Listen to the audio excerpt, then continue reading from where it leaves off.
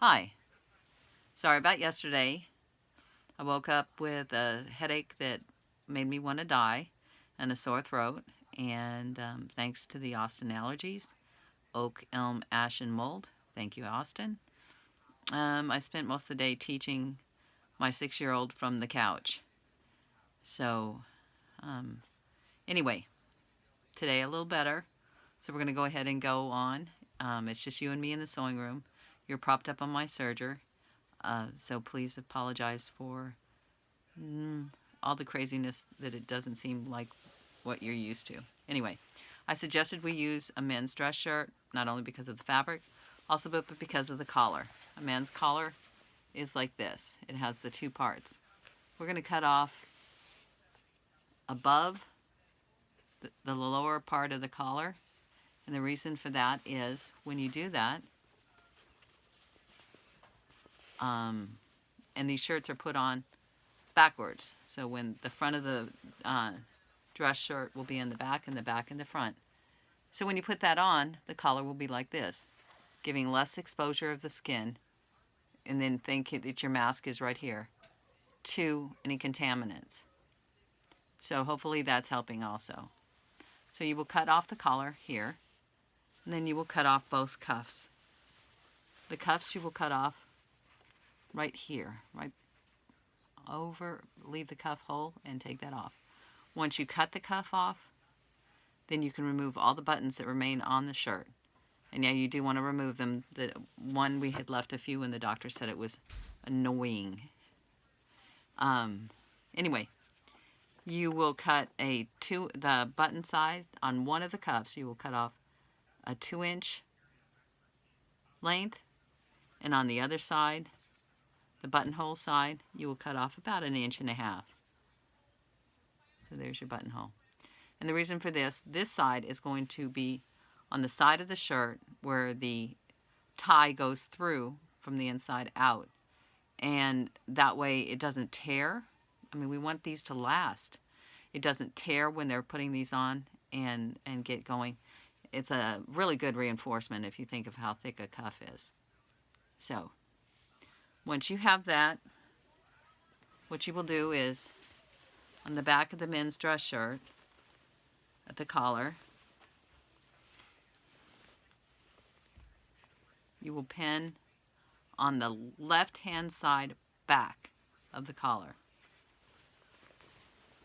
You will pin that one side of the cuff to the collar right there. See, that's the edge of the collar. See, outside of the shirt, that's that. And now, remember we just cut across this. So the chance of some fraying is there. The nicest thing we can do is put your stitch on a fairly tight stitch on a mid-side zigzag and start from the side of the buttonhole right here and zigzag all the way across, all the way down over here. And then when you get here, I turn it to straight stitch. One of the other ladies who's been making these, she zigzags all the way down here, straight stitches back, leaves her needle in, switches it to a straight stitch. Here, back up. It keeps it so that it's not going to fall off. And as you can see, with that tab, that means their collar is closed, but not choking them to death. So that was the whole idea. And the doctors and the nurses actually liked that. They said that it was comfortable. I don't know how many of you have ever done banding on t-shirts or sweatshirts around the cuff. I was looking for something to use because I really don't have a whole lot of that type of fabric anymore. And we have the blessing of raising my grandson. And my dogs think that his socks are the best things to play with. So we have a lot of pairs that match like this. And Rocky takes them outside, Pogo buries them, so we can't really find them that easily. But anyway, these fit beautifully. It may seem strange and you're thinking, well, that's an awful small sock. They're snug, and so when the gloves come up over this banding, it's not too bulky that they're not being kept tight on the wrist, and therefore giving them a little, again, more protection. You may think, well, that's awful small. I have a big wrist. Look how small this sock is. And I thought it was so funny. I was trying them on to see which ones work. And the nurse that I started this all for, she was like, oh, that fits really comfortably. And it really does. So this, how teeny this sock is, it actually fits. Or you can use the top of other socks if you want to. Or any sort of fabric like that. But remember, it has to be tight and not too bulky.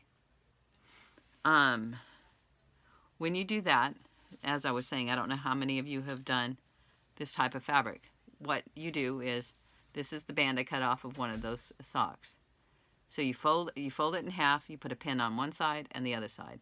Then you quarter it and you put a pin on one side and the other side inside there. So now you have your band quartered. You will, backtrack just a little bit. Make sure you stitch down. See how this opening is on the sleeve? Make sure you stitch this down so that it's not open. And like this. So now you have a tube here. I've stitched this one down right here on the outside.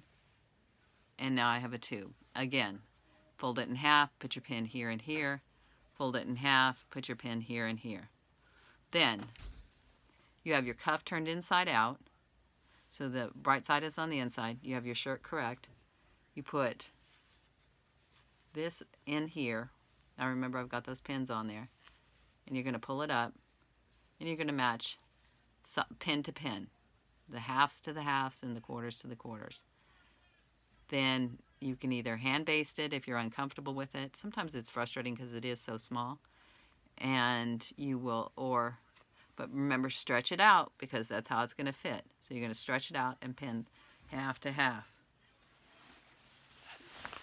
And then I zigzagged it, took all the pins out, turned it inside correctly, made sure it was correct.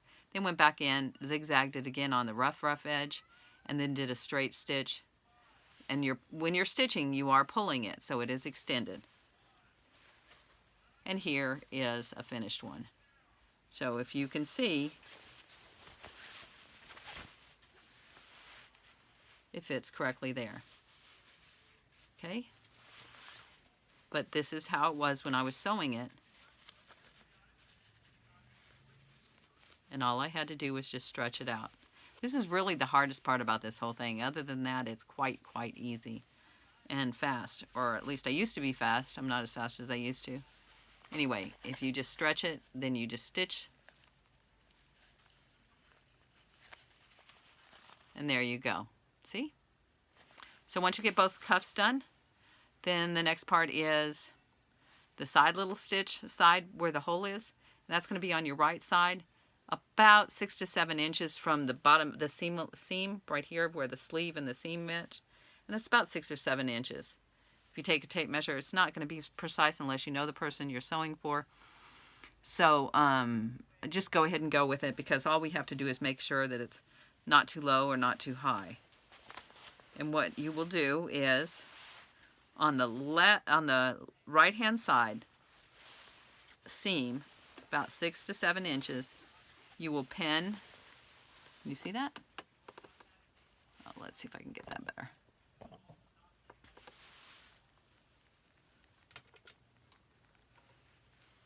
You will pin that down. Once you get that pinned down, then you'll top stitch all the way around it. If the rough edge bothers you, you can turn it under. You see this one? There we go. You can turn it under and pin it. And then I'll just top stitch around the edge.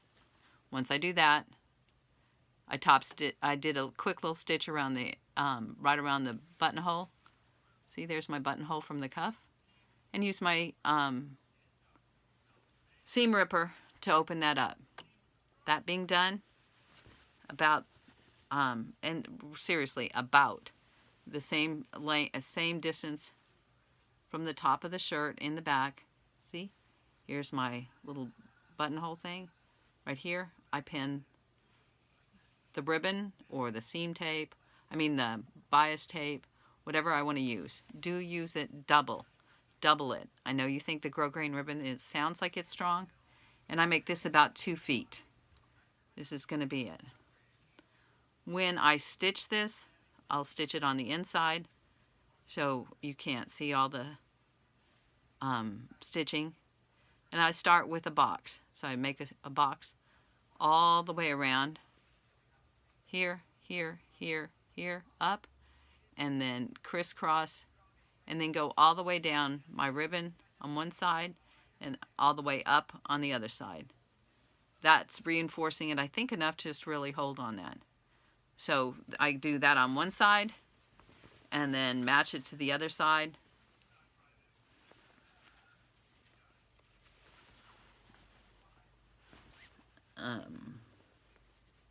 Right there. So you've got the 2 sides. Okay? After that, the next thing is just to add an extension. Unless you're crazy like me and have a million yards of fabric in your house, you're probably going to go, well, what am I going to do for an extension? If you got a bunch of donations of shirts, which I promise you is not difficult to do, I've met some of the most wonderful people in the world. It all started out with my neighbors when I got the phone call from the nurse who literally gave me the shirts off their backs. They went into their collar and the closets. These shirts were still on hangers, and they brought them to me. Just ask. People will help. I promise.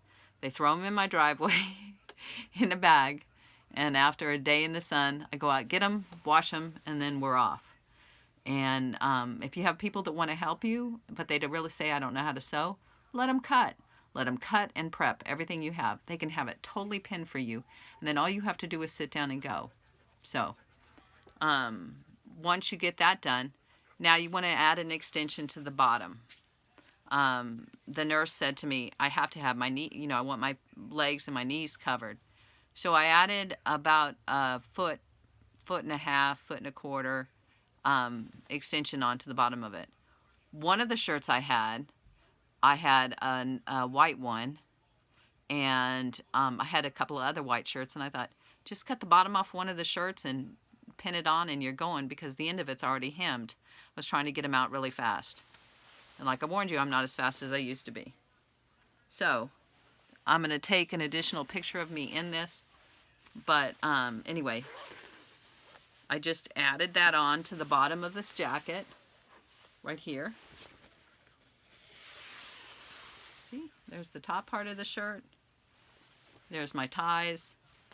And there's the bottom. I stitched it down, and I'm going to top stitch it down right here. Just to remember, these are being used, and used rough and hard. And they're also being washed and dried. As you can see, this is one of the seam tape ones. I don't know if you can see that really well, but it definitely was starting to fray. So that's why I said use the grosgrain ribbon, but double everything, both the bias tape or the grosgrain ribbon, or even if you cut your own, if you have some fabric and you want to cut the strips for the ties on your own, that's fine. I'm going to print a phone number if anybody needs to get a hold of me. It's for text only. My son set this up for me. It is to text me only. I will answer any and all questions that you have. I will be glad to help anybody if there's anything I can do. So, God bless you all. Good sewing. Have fun.